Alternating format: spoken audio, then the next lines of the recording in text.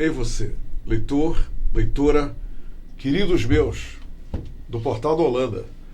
Eu sou Humberto Amorim e estou de volta para, nesta quarta-feira, dar continuidade a este ciclo virtuoso de entrevistas com grandes personalidades que vêm aqui gentilmente dividir expertises, conhecimentos e informações preciosas com todos nós, comigo e com todos vocês, milhares de vocês que nos fazem companhia todos os dias. Hoje nós vamos tratar de um assunto. Todo esse tempo que eu estou aqui entrevistando as pessoas, existem assuntos que se repetem de uma forma direta ou indiretamente. Mas este assunto que nós vamos abordar hoje é um assunto único, é um assunto que é a primeira vez nesses 2 anos da Hora do H que eu vou tratar aqui, que nós vamos abordar com toda a competência da doutora Maria Gláucia Barbosa Soares. E eu vou falando em competência, então deixa eu dizer para vocês um pouquinho sobre quem é e o que é a nossa ilustre convidada. A doutora Maria Gláucia Barbosa Soares, ela é advogada, ela é formada em Direito pela Universidade Federal do Amazonas, a UFAM, e em 1994. E ela exerceu o magistério superior, é ex-assessora jurídica federal, doutoranda em la Universidad de Buenos Aires, del curso de Doctorado de Derecho Civil, Argentina. Gostaram da minha pronúncia? Está pensando o quê? Então, sempre primou a doutora Maria Gláucia pelos direitos humanos das mulheres e faz trabalho voluntário de atendimento jurídico qualificado às vítimas femininas que sofrem violações à integridade e dignidade. Aí isso tem a ver com o projeto OAB Mulher, iniciado em 2014 e inclusive indicado ao prêmio em 2014 do Instituto Inovare, edição 11ª, âmbito nacional. A doutora, além de promover diversas ações e posições com viés dos direitos das mulheres, é presidente da Associação Brasileira das Mulheres de Carreira Jurídica do Amazonas, foi presidente no período de 2013 a 2016. É vice-presidente da Associação Brasileira das Mulheres de Carreira Jurídica do Amazonas, período 2017 a 2020, entendeu? Ela ainda tem aí o ano de o finalzinho de 2019 e o ano de 2020 todinho aí para cumprir. E presidente da Comissão da Mulher Advogada da OAB Amazonas desde 2012 e está indo até 2021. Está pensando o quê? Integrante e membro consultivo da Comissão Nacional da Mulher Advogada da OAB Federal, 2007 a 2021 também, e integrante da Mesa Redonda Pan-Americana do Amazonas, 2017 a 2019. Que tal? Ela é a nossa convidada. Eu li tudo isso propositalmente porque eu quero que vocês tenham a noção correta, clara, da capacidade da nossa convidada para falar sobre esses assuntos que nós vamos tratar aqui. O foco, vocês já notaram, são as mulheres. Doutora, seja bem-vinda e vou falar uma coisa para a senhora que a senhora não sabe. Nós tivemos no mês de outubro, nós tivemos 33 milhões de acessos aqui no Portal da Holanda. E o fato interessante, e que me causa alegria a sua presença, é que 70% dos nossos acessos são feitos por mulheres. Então nós somos um portal muito prestigiado pelas mulheres. E a senhora veio aqui abordar um assunto envolvendo mulheres, é uma coisa que, por isso elas devem estar aí muito, muito atentas e voltadas especialmente para tudo aquilo que a senhora vai dizer. Eu quero primeiramente lhe fazer a seguinte pergunta. A senhora é advogada 1994, né? Foi isso que eu li aqui. 1994. Me diga uma coisa, doutora. A advocacia sempre foi uma profissão que muito marcada pela presença masculina. Eu, quando ainda bem garoto, eu jamais ouvi falar em uma advogada. Eram só advogados, juízes, desembargadores. E de repente a coisa começou a mudar. As mulheres começaram a aparecer, devagarinho, advogadas, e juízas.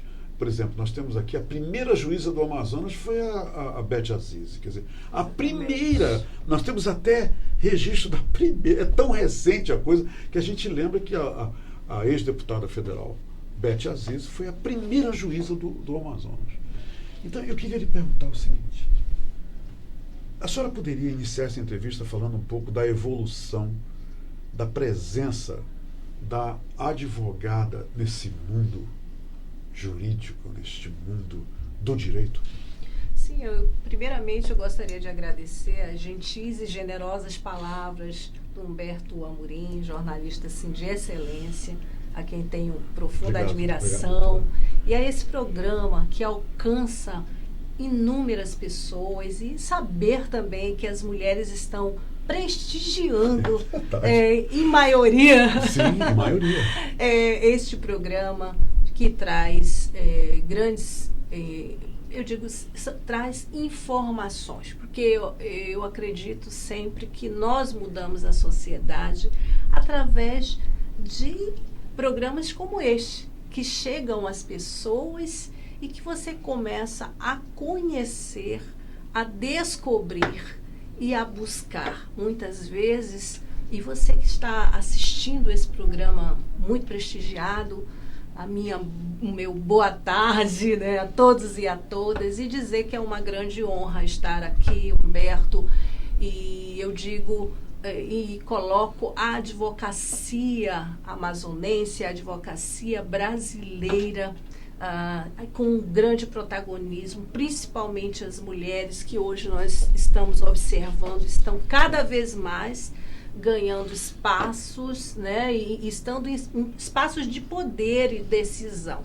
Ainda é tímido, e a gente sabe que o próprio curso de Direito, ele foi bastante voltado para a questão masculina, né? Nós tínhamos pouca presença de advogadas, né? Então nós temos grandes nomes nacionais, nós temos mulheres que protagonizaram a sua história também nessa construção da advocacia feminina, e nós tivemos uma advogada que ela protagonizou isso nos idos de 1906, 1908, no Rio de Janeiro. Ela se destacou pela sua altivez, inclusive ela iria se inscrever nos quadros, não era a OAB, né, era o Instituto da Ordem da Advocacia do Brasil, era uma outra denominação, e mulheres que fizeram a diferença, porque os espaços eram tão masculinos que, inclusive, as inscrições, elas eram impedidas, né, de estarem nesses espaços. E eu vejo que a advocacia feminina, hoje, a maioria também são mulheres universitárias em vários cursos. É verdade. É crescente, mais de 50% são mulheres universitárias. Nós já tivemos presidente do STF, mulher, né? Foi a Carmen Lúcia, não é? A primeira? Exatamente. Nós tivemos também no Ministério Público Federal. Então, os espaços estão sendo ocupados gradativamente. E eu falo pela advocacia porque as mulheres hoje, no Brasil, elas compõem 50%. Nós já temos mais de 1 milhão da advocacia, né? Mas sendo que 50%, mais de 500 mil são advogadas. Olha então, só, isso no quadro geral do Brasil. Geral, né? do Brasil. Em alguns estados nós temos que as mulheres estão em maioria. Aqui no Amazonas nós estamos chegando, são 17 mil advogados, nós estamos chegando quase a 50%, 49,5% são advogadas. Que beleza, isso. E aos poucos a gente vai trabalhando essa bandeira. Eu quero dizer o seguinte, que a nossa história ainda é recente, né? A Comissão da Mulher Advogada do Amazonas, ela foi instituída em 2012. E o que levou à criação dessa comissão? Houve uma motivação particular para que ela fosse criada, doutora? Sim. Primeiramente, em 2012, nós iniciamos, e ao iniciar com um grupo de 10 advogadas nessa comissão, e dizer que foi instituída pelo doutor, a propositura foi do doutor Simonetti Neto, na época do doutor Fábio, que era presidente da OAB. E o doutor Simonetti Neto, eu digo que foi o nosso propositor, instituído em 2012. E ela já chegou, eu digo assim, grande, né? Porque nós pensamos exatamente em todos os viés. A mulher, ela está não só na advocacia, mas ela está na sociedade e precisa ter esse apoio, precisa ser enaltecida. Nós precisamos nos engajar nestas lutas. E a comissão tem esse viés, tanto pela luta da advocacia feminina, para que ela tenha garantido seu dia a dia de uma forma a lhe dar oportunidades também no mercado de trabalho. Né? Esse mercado de trabalho, doutora, e a mulher da para o sociedade. advogado, mulher e homem, é mais difícil para a mulher do que para o homem ser advogado? Ali no campo, ainda há resistência, ainda há, por parte, inclusive da advogada, um certo temor em respeito à sua própria integridade física. Ainda é assim? Hoje nós estamos desconstruindo. Na verdade, tudo vem de uma casta, né? De uma sociedade que ela foi,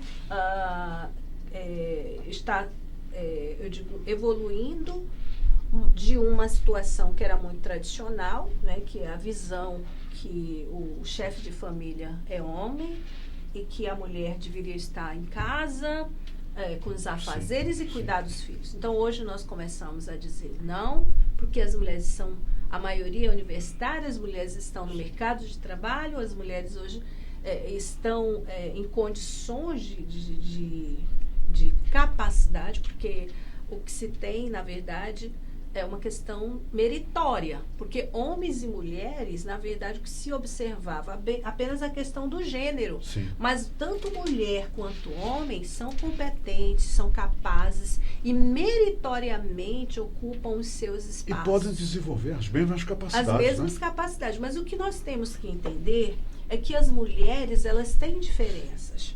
E essas diferenças, elas precisam ser tratadas de uma forma diferente para que a gente possa chegar à igualdade real. Não é à toa que a gente tem a licença maternidade, porque só quem pode, eu digo que a mulher é o caminho para a vida, né? Quem pode dar à luz, né? Ter um bebê é a mulher. Claro. Então ela tem que ser tratada de uma forma diferenciada. E dizer que a gente tem trabalhado muito isso. Então hoje, por que as mulheres muitas vezes são discriminadas? Porque nós sabemos que tem a questão da licença maternidade, ou seja, haviam ônus para o trabalhador, para o empregador, desculpem. E então o olhar para as mulheres era um pouco diferenciado. É melhor investir num trabalhador masculino, que eu não tenho e hoje não, as coisas estão sendo desconstruídas. Por quê? Porque nós temos as questões de tratar o gênero, a mudança e desconstrução, inclusive do aspecto legislativo, do aspecto social, de que a mulher ela tem que ser respeitada na sua capacidade, que hoje ela já chefia mais de 50%, mais de 50% de chefes de família também são mulheres. Mais de 50%. Isso é interessante esse dado. São mulheres. Ou seja, nós temos hoje advogadas que são a cabeça da família. Exatamente. Ou seja, chefiam uma família. Claro. Não só as advogadas, mas as mulheres hoje estão no mercado de trabalho. Mas o que a gente pode fazer para que elas tenham respeitadas as suas diferenças? E aí que a gente entra com as questões de políticas. Né? As políticas que devem ser trabalhadas para que elas tenham respeitadas as suas diferenças, para que se tenha a igualdade real. De que forma? E eu coloco para você. Nós conseguimos na Comissão Nacional da Mulher Advogada, apesar de que eu estou integrante também, apesar de que eu estou falando agora de advocacia, eu já milito a longas datas, desde 94, e a primeira filha, né, que eu tive, era a única no processo. Tá. Não participava de um escritório, Sim, que haviam mais colegas advogados no mesmo processo, era a única. Então, o que aconteceu? Tive a minha filha no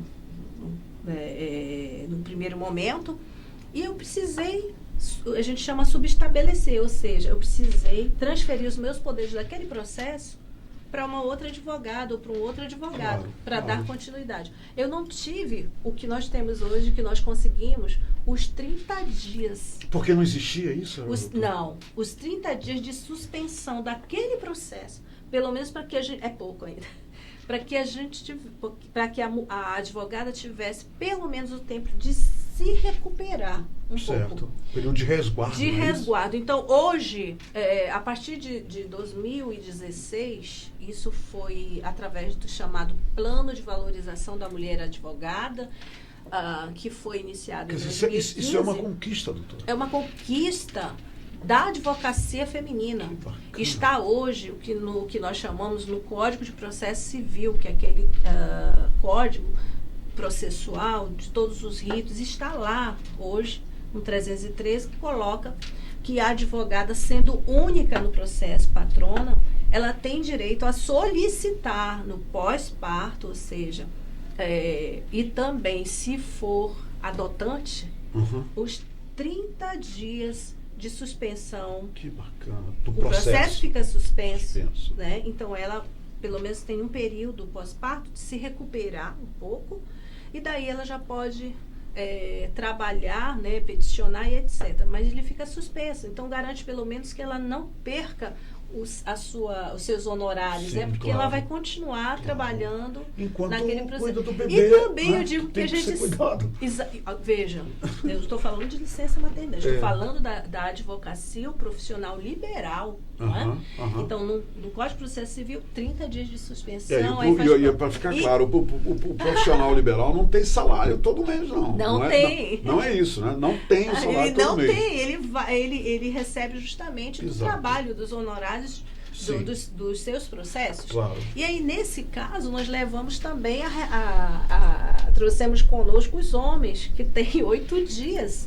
Que o advogado, que é pai, ele pode, e é único no processo, ele pode peticionar o juiz, né, junto à certidão de nascimento, ou até de adoção, enfim. Ele tem 8 dias para estar acompanhando a sua esposa. É pouco. Mas, assim, para nós, advogadas, né, da advocacia independente, profissionais que estão ali todos os dias, e os processos, isso é muito importante. Doutora, na sua opinião... E foi em 2016, hein, Humberto? É recente isso. É Lei 13.363 de novembro de 2016. Muito recente. Sim, a gente está falando isso de coisas muito... de conquistas. E aí eu queria só colocar... Claro. Que nada é dado para as mulheres, né? Tudo é conquistado. Então, por que nós ingressamos, porque nós conseguimos mobilizar o Congresso Nacional para ser aprovada essa lei e alterar o Código de Processo Civil e o nosso próprio estatuto, que traz também para as nossas advogadas grávidas a proibição de passar no raio-x. Né? Você não pode, claro. A advogada não pode, ela está ali sendo resguardada, não pode passar no raio-x, ela tem direito à prioridade. Aí eu quero contar essa história,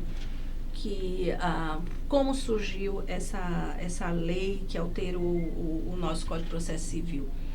Porque nós temos a doutora Daniela Teixeira, advogada em Brasília, e ela fez uma sustentação oral. Ela estava grávida, foi ao Conselho Nacional de Justiça e estava ali para fazer a sustentação oral.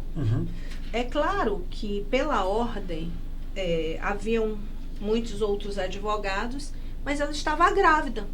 E lei federal é que gravidez tem prioridade, mas não tinha nenhuma lei específica de que ela tinha direito à prioridade de sustentação. Também nós acrescentamos no nosso estatuto, e também isso agora é lei específica para a advocacia feminina. E ela permaneceu horas aguardando, tendo muitas vezes feito a intervenção para que pudesse ter o direito a fazer a sustentação tão logo, pela prioridade por conta da gravidez. Foi negado várias vezes. E a doutora Daniela Teixeira saiu, fez, olha só, que bravura. A mulher, eu digo que a mulher assim, ela é uma guerreira. Ela sustentou, permaneceu, fez a sustentação oral, né? Depois que ela cumpriu o seu mistério, a sua missão, ela de lá, no CNJ, foi para a maternidade. E teve a Júlia Matos, a filha prematura. Então, nós temos uma história dessa lei. Tanto que essa lei 13.363, para nós da advocacia feminina, é conhecida como Lei Júlia Matos. Então, é uma luta que é constante. E, veja, é algo milenar. Não adianta falar de feminino, de mulher, né, de direitos das mulheres, se você não fala da questão das estruturas que estão ali. Sem dúvida. Doutora, me diga uma coisa. A presença tão acentuada hoje em dia da mulher na advocacia, em relação a esse absurdo dessa estatística, esses números que mostram que a violência doméstica, a violência contra a mulher só aumenta, apesar da Lei Maria da Penha, que veio aí para mim é um grande acontecimento. A senhora acha que hoje em dia serem assistidas e auxiliadas por advogadas, essas mulheres hoje, atualmente, têm muito mais chances de ter os seus direitos observados, quer dizer, tipo assim, por exemplo, visibilizado essa violência, o marido não pode se aproximar dela tanto, quer dizer, é mais fácil hoje a mulher ser representada por uma advogada do que por um advogado que, por alguma razão, tende a ter aquela observação de que é um outro homem, etc. A senhora entendeu a minha pergunta? Quer dizer, é mais fácil para essas mulheres que sofrem buscar ajuda como advogada, até na questão de compreensão de uma mulher para outra? A gente chama que é a chamada sororidade, né? Mulheres que ajudam mulheres. As mulheres hoje, elas vítimas de violência, elas buscam muito mais profissionais, advogadas, né? Por quê? Porque a mulher, ela se coloca no outro lado, né? Por ser mulher, por compreender essa condição, por compreender que a mulher, ela está ali e que ela não sofre só a violência física. O pior, ela sofre a violência psicológica. Nós acompanhamos casos, isso voluntariamente, de mulheres que, por conta da violência psicológica, ou seja, os xingamentos que eram constantes, essas senhoras da sociedade que chegaram até nós e que foram vítimas, muitas vezes já estavam na questão da violência física e muito mais, até tentativa de homicídio. Então, essas senhoras passaram por um ciclo da violência. E elas sofreram muito, as marcas muitas vezes somem. Mas as marcas na alma, essas são difíceis. E eu me emocionei muitas vezes, eu me emociono ao falar desse tema, porque eu via uma mãe, uma mulher, uma mãe, que por conta da violência constante, psicológica, ou seja, o xingamento que levava essa mulher a baixa estima, ela precisou não só ser atendida por uma psicóloga, mas também ela precisou ser atendida por um psiquiatra, por uma psiquiatra. Ou seja, medicação. Ou seja, alcançou de tal sorte que o próprio discernimento, a própria atuação pessoal dela foi comprometida. Então, como esta mulher pode se autoconduzir e conduzir a família? E eu sempre falo o seguinte: a violência contra a mulher não é só contra ela. é uma violência contra a família, porque ela tem filhos, esses filhos assistem, esses filhos são cidadãos, esses filhos muitas vezes se tornam agressores porque passam por esses momentos e eles colocam como se fosse algo natural. E aí você tem homens que não percebem que praticar a violência, né, contra a mulher é um crime. Porque eles conviveram naquele ambiente hostil, naquele ambiente não saudável. Então a gente precisa trabalhar a família, né, a mulher. E essa mulher, geralmente, ela procura uma outra mulher. Não é à toa que hoje nós temos lei de que as mulheres vítimas de violência, elas devem ser atendidas por mulheres, de preferência por mulheres, inclusive na segurança pública, né, por policiais mulheres. Sim. E o Amazonas, ele desponta.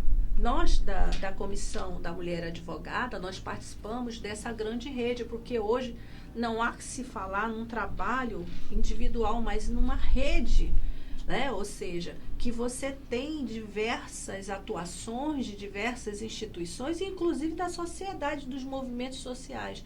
Então, é uma grande rede. E nós temos a Ronda Maria da Penha. Ou seja... Qual é a sua opinião sobre a lei da Maria da Penha, doutora? É uma lei que veio para pegar, essa pegou, e é importante para a segurança das mulheres, principalmente essas que são vítimas de tanta violência? Eu digo que a Lei Maria da Penha, a gente sabe que tem uma história, né? Primeiro a gente tem que compreender essa história, né? Eu trabalhei, eu advoguei na época em que não existia, nós conversávamos aqui, a Lei 11.340 de 2006, é recente, essa lei ainda é jovem, né? Tem o quê? 13 anos. Sim. 13 anos, né? Então, eu advoguei antes dessa lei.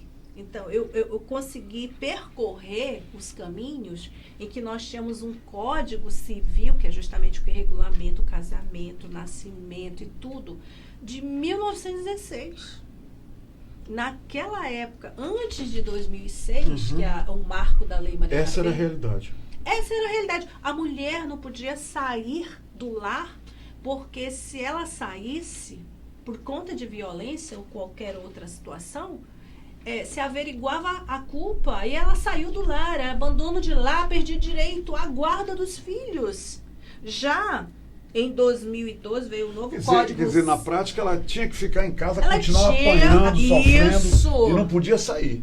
Naquela época era. Sim. Ou seja, mudou em 2002. É claro que nós estamos falando aqui da questão, algumas leis que se mantiveram pós-Constituição de 88, porque eu entendo que a Constituição de 88 ela já traz, claro, direitos iguais entre homens e mulheres, a igualdade. E é isso que a gente busca. Nós temos belíssimas leis. E a Lei 11.340, que é a Lei Maria da Penha, ela é uma das 3 melhores leis do mundo, porque ela não está ali apenas para dizer é crime, que na verdade a gente observa que os crimes são do Código Penal, mas ela traz regras em que toda a sociedade é envolvida, o poder público que tem obrigação de dar e de ter políticas públicas para a prevenção da violência e também para o acolhimento. Então, com a lei nós tivemos o quê? Eu falei desse tempo que não estava muito longe, né? Sim. Mas que a partir da lei de 2006 saiu aquela questão, porque antes eu advogava, tínhamos que ir para os juizados. Lá nos juizados, a gente sabe que é crimes de menor potencialidade. O que acontecia? Havia aquela audiência, ele prestava um serviço à comunidade ou então pagava uma cesta básica. Sim. O que valia a violência? Uma cesta básica, uma prestação? Era um absurdo. E com a lei, não. O que acontece? Ela traz mecanismos, inclusive de acolhimento. Essa mulher, ela é acolhida, ela vai a uma delegacia especializada, lá na delegacia... Ela é protegida. Ela é protegida porque nós temos além disso, nós temos também os outros serviços, assistente social, psicólogas e o jurídico também, para orientá-la. Ou seja, tem todo e ele um é complexo. punido. Ele é punido. E a grande, que é importante, né? Ele não tem mais negócio de cesta básica, não. Agora não é punição mesmo, né, doutor? E aí é punição. E então o que acontece? Aí você me pergunta assim, se ele me xingou, é crime?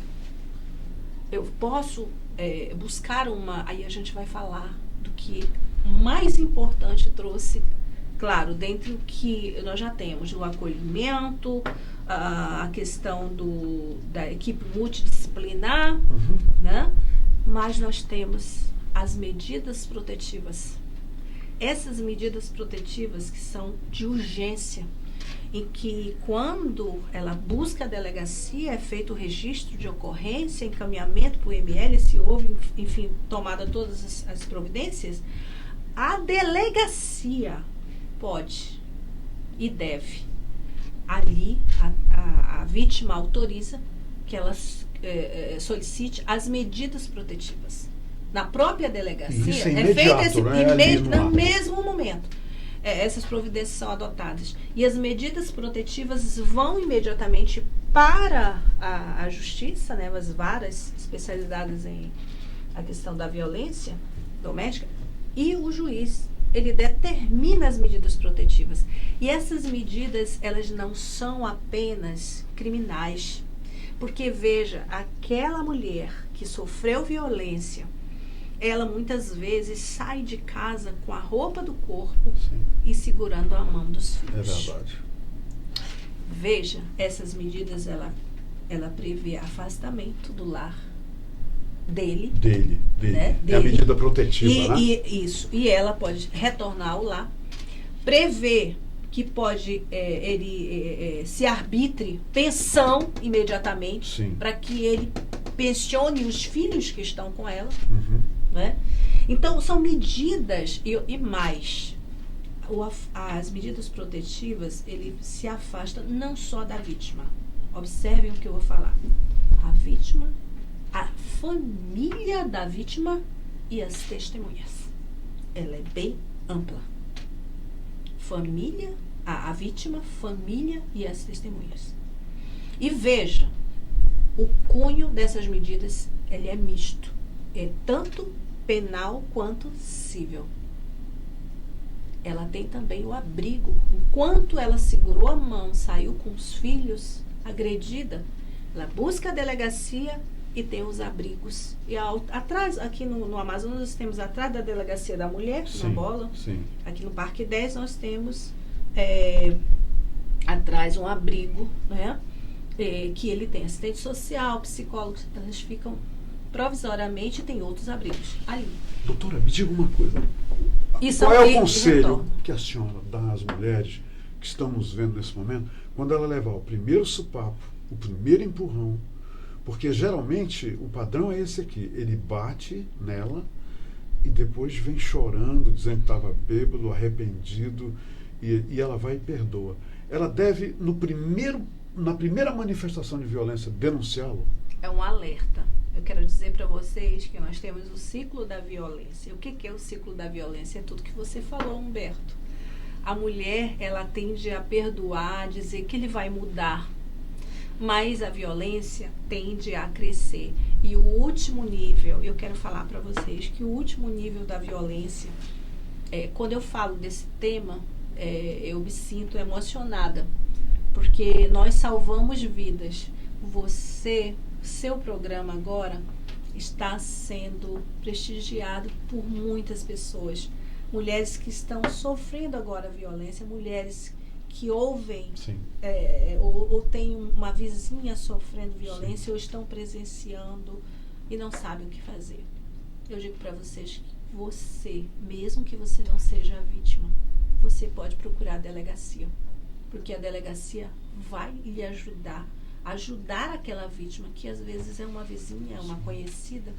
É importante denunciar, não é? Importante denunciar. Ou a vítima, ou qualquer pessoa que tenha conhecimento dessa violência. Tenho certeza que irão na casa da vítima, ou da suposta vítima, enfim, irão averiguar. Ronda Maria da Penha, ou então algum servidor policial, civil. Quer dizer, nós temos meios, sim, de dar um basta nessa violência. E você que não consegue se desvencilhar, nós temos uma rede com todos esses serviços que eu agora comentei. Pessoas que estão ali, prontas a lhe receber e lhe dar força. E onde as pessoas e devem ir, quebrar doutora, o silêncio. para esse primeiro quebrar contato? O silêncio. Qual é o local para esse primeiro contato com essa rede? Você pode ir na Delegacia da Mulher, Okay. ou se próximo, qualquer uma delegacia também está apta a receber, mas nós orientamos as delegacias da mulher. Okay. Nós temos 3 delegacias hoje. Uma na Cidade de Deus, outra no Parque 10, né? E uma nova que foi inaugurada, né? Que já é Zona Norte também, Zona Norte. Mas assim, e você pode procurar qualquer delegacia, mas é especializada. Ou então, ligue 190. O 190. 190, Polícia Militar. Você também tem a Ronda Maria da Penha. Então, tem vários canais, ou seja, você tem hoje uma rede próxima de você. Você vai estar sendo orientada, você terá todo o apoio para romper com a violência e dizer, não, eu não quero mais sofrer esse tipo de violência. E ninguém merece isso. Ninguém merece. Ninguém merece. Doutora Gláucia, muito obrigado pela entrevista. A senhora não imagina como... A senhora falou que ficou emocionada. Eu percebi a senhora se emocionando aqui várias vezes. E eu vou lhe dizer aqui uma coisa. A senhora também me emocionou. Porque o que a senhora fez agora, o que a senhora orientou, a orientar essas mulheres todas... como a senhora disse, quem está salvando vidas é a senhora. Isso é maravilhoso. Parabéns, doutora Gláucia. Sempre me pergunta. E se ele me xinga? Ele me xingou. Você está sofrendo violência psicológica. Começa assim, aos poucos. Não deixe chegar no máximo. Palavrões, né? Chamando a mulher de coisas horríveis. Não deixe chegar no máximo, porque o máximo da violência é o feminicídio, ou seja, sim, o assassinato de mulheres. Por quê? Porque ele se acha o dono, o proprietário de um ser humano. E muitas vezes, quando você não sai da violência, alguém decide pela tua vida, né? Então, a gente precisa que você quebre o seu silêncio e procure a rede. Dizer que hoje no Brasil é muito triste. Nós temos 13 mulheres sendo assassinadas diariamente. Deus do céu. Então, é um número assim muito grave. O Brasil está no 5º no ranking mundial, ou seja, a cada 4,8 de 100 mil pessoas, nós temos quase 5 mulheres assassinadas. Então, nós precisamos mudar essa realidade. E estamos juntos com você, com a sociedade, o seu programa, parabenizar, porque, além de tudo, o principal, eu digo assim, que a principal missão é essa. É a missão social de informar. Agora mesmo nós estamos salvando vidas. Eu quero agradecer e dizer que eu soube que eu sou a 475. Em 2 anos você vai chegar em 500 entrevistados e entrevistadas. Pouco, já pensou, doutor? E eu quero lhe dizer... Já pensou? Quanto você contribui para uma sociedade melhor, mais igualitária, plural, porque é o respeito. O respeito, eu digo que a gente tem que ter respeito ao ser humano. Sim. Não importa quem seja, é ao ser humano. E só parabenizar. E nós estamos à disposição na Ordem dos Advogados do Brasil, a antiga Rua Paraíba, a gente conhece, mas é Humberto Calderaro, 2000. É verdade. Em Adrianópolis, é só procurar a Comissão da Mulher Advogada, enfim. Vocês atendem lá em horário comercial, doutora? Pode ser diretamente. Eu já tenho um celular, o meu celular, eu digo que ele já é público. É o 99154-4493. E também nós estamos no Centro de Referência e Apoio à Mulher. Doutora, muito obrigado. Estamos à disposição. Muito obrigado. E eu saio dessa entrevista muito satisfeito e com a minha esperança de que esses números hão de cair, essa violência vai diminuir. Renovada. Muito obrigado, doutora. Amanhã, doutora, eu vou receber aqui, a partir das 2h da tarde, eu vou receber o Newton Ishi. A senhora sabe quem é o Newton Ishi, doutora? Que maravilha. Esse nome diz alguma coisa para a senhora? A senhora conhece ele, esse nome talvez não lhe diga nada. Tome um pouco d'água, tome um pouquinho d'água. Eu quero que a senhora ouça esse nome aqui. A senhora sabe quem é Newton Ishi, doutora? É o japonês da Federal. Esse aí a senhora conhece, né? Olha aqui, olhe, doutor. Ele vai estar aqui amanhã, doutora. A doutora se emocionou, teve uma crise de tosse aqui, mas amanhã o Newton Ishi vem aqui conversar com a gente, tá bom? O japonês da Federal. E obrigado pela companhia nesse momento e obrigado por tudo, né, e por toda essa atenção de vocês. Até amanhã, gente. Obrigado, doutora.